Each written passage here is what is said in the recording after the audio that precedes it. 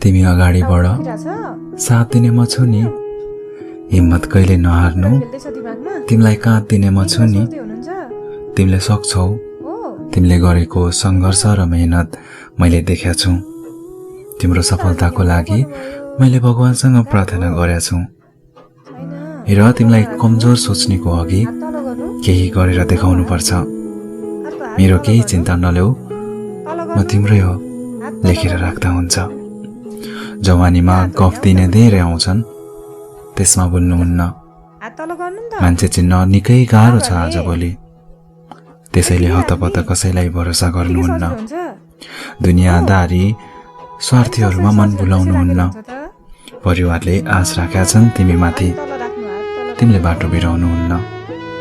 चिन्ता नल्याऊ, तिम्रो लागि म छु। थकाइ लाग्दा म चौतारी बनिदिउँला।